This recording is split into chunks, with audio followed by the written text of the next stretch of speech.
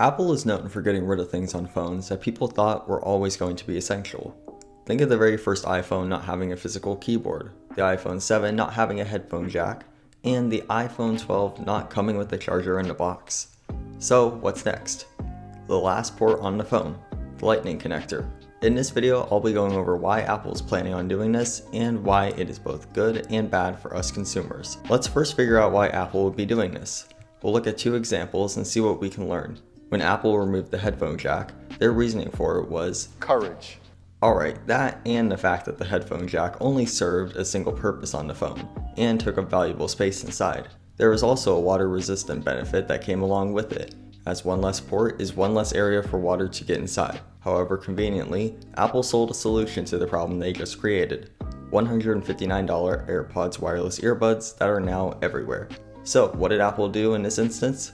They took away something and sold a solution to it. Let's look at another example. The iPhone 12 no longer comes with a charger in the box.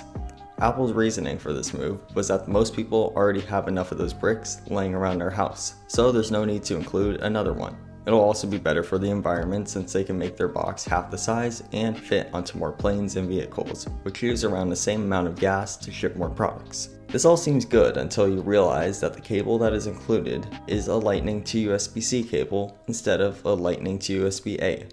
This means that all of your old chargers won't work with the new cable, so you'll have to buy the solution from Apple with their USB-C adapter. Are you seeing a pattern here? So one could only assume that Apple is going to sell a solution to the no lightning port problem by using a charging device they came out with on the iPhone 12. MagSafe. MagSafe powers your phone using a wireless charger on the back of your phone, except now it has a wire on it. Another thing with MagSafe is that there's a USB Type-C connector on the other end, and we know what that means is that you have to buy their power brick or one from another company. This is going to be Apple's solution that they'll sell you, but one thing is almost for certain. There will be a MagSafe cable in the box, as not including one would not go over well with consumers for sure. Although that's good for Apple, what's in it for us? Well, probably two things. The first one being better water resistance now that there's no ports for water to enter. The only way for water to seep into the phone is via the speakers. The second benefit for us will most likely be better battery life, as there will now be extra space inside of the phone for a bigger battery. Those two things are great and all, but I bet most people wouldn't mind using MagSafe to power their devices. But there are more issues for consumers that will need to be fixed somehow. The first one is data transferring. The Lightning connector is a port that is able to power your phone, other devices, and transfer data.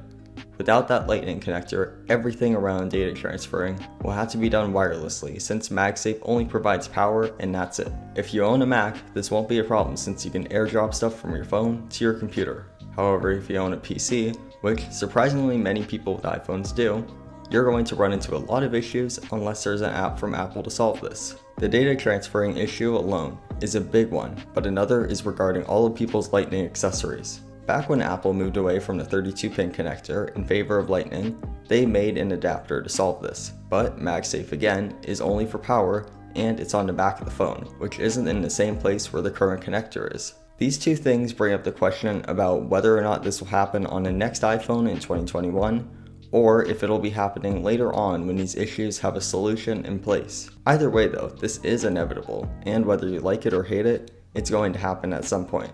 The question is not if, it's when. Whenever Apple does something bold like this, the Apple effect takes place and other smartphone manufacturers take notice and follow along. The only difference this time is that you've got multiple problems to fix and not a lot of benefits for consumers.